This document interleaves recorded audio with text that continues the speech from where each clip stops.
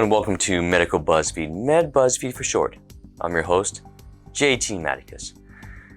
We're here to bring you medical news from around the world every week, so please click subscribe. Apologies for Future Doc House's mental health day off last week, so let's get caught up.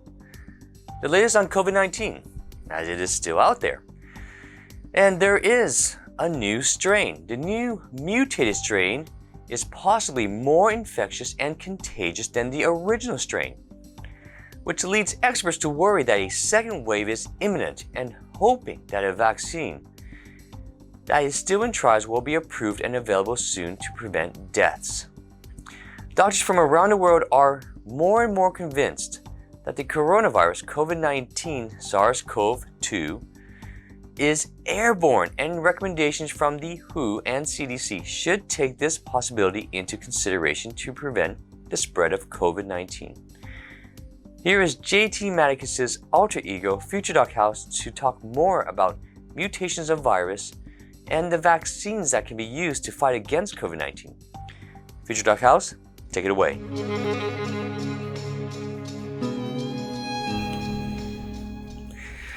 Thanks, JT. Okay, the coronavirus. What can be said about this virus that has probably already been said?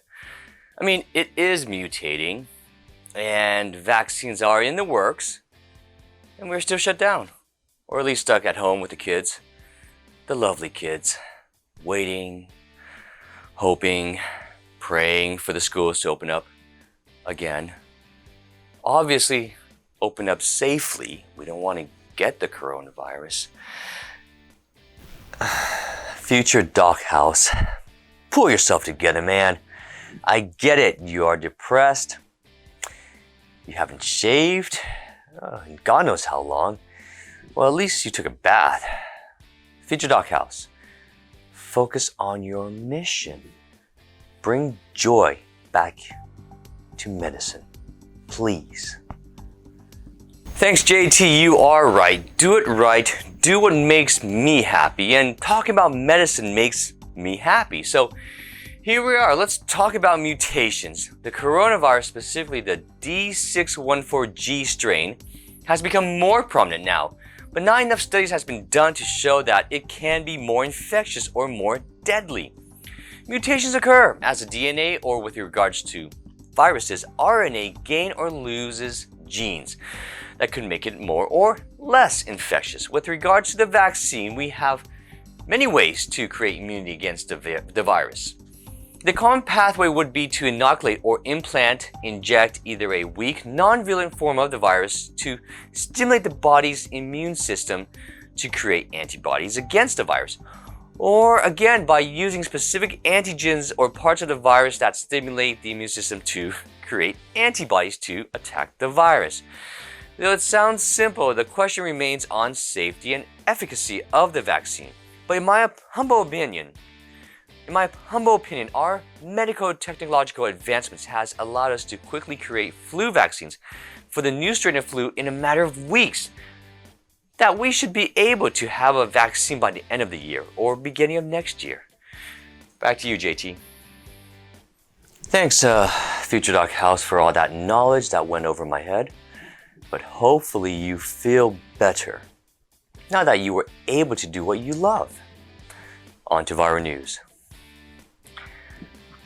A woman ended up in the hospital, overdosed on caffeine pills, making people wonder how dangerous caffeine is. And many people are hosting COVID-19 parties in hopes of getting the virus and becoming immune to it, similar to what was done in the past with chickenpox parties.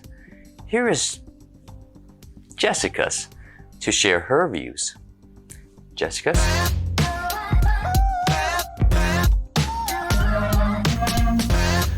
Thanks, JT. Let's talk about caffeine and COVID. Both begin with C, and apparently both can kill you. Like you always say, JT, too much of a good or bad thing can kill you. That includes parties. I think I speak for everyone when I say this.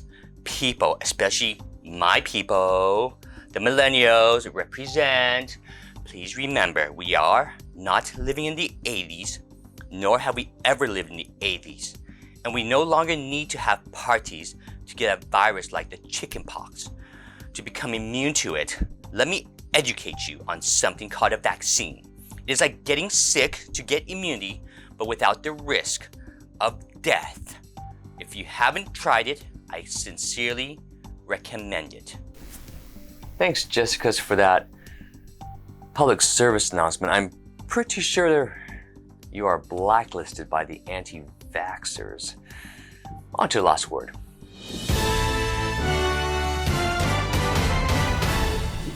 The world is your oyster, and pearls still can be found. At least the oyster is something to shuck about. The world is not in peril, but in a stormy state, which truly does suck. And yet we always must remember that the sun eventually comes out, and through the storms we may see a rainbow. God willing, a pot of oysters at the end of it.